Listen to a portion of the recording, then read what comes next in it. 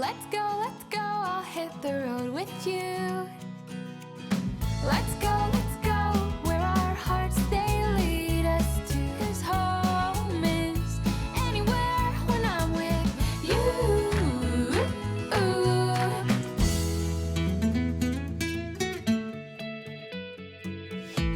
We are in a hostel in Mitchell, Oregon, population 125. 45 minutes to an hour to anywhere from here. You're talking about a very remote location. I like to say we are in the middle of Oregon and up in Eyelash. We also happen to be on the Transcontinental Bikeway, and that's what makes the Spoke'n Hostel so special.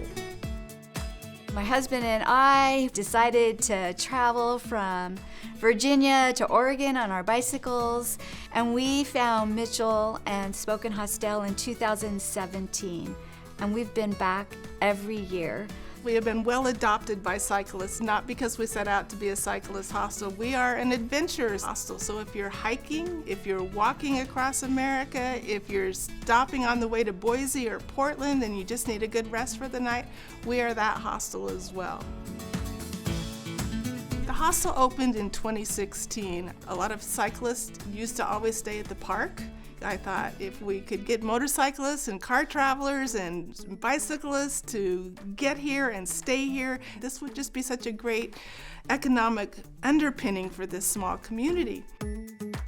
It's always nice to see a hostel customer come in at 6 or 7 in the evening in the summertime.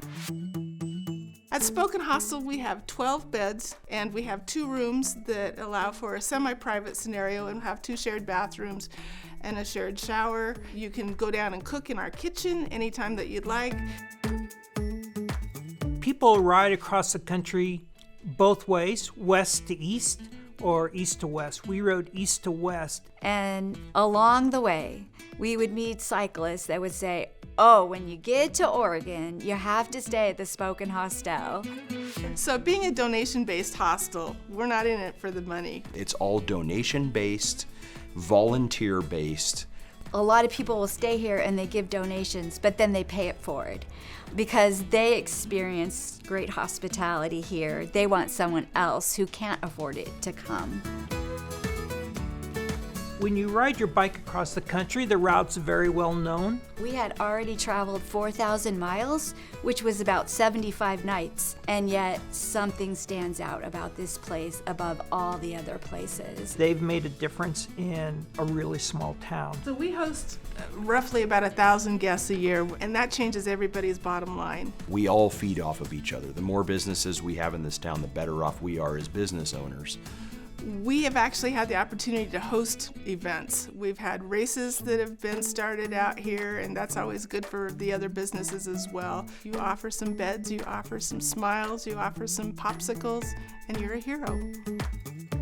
Jalét's hospitality is more than just physical rest. It really fills your heart. It warms your soul. How many times have we been here and cyclists will show up and then the next morning they'll come out slow and they'll say, you know, we decided to take a rest day.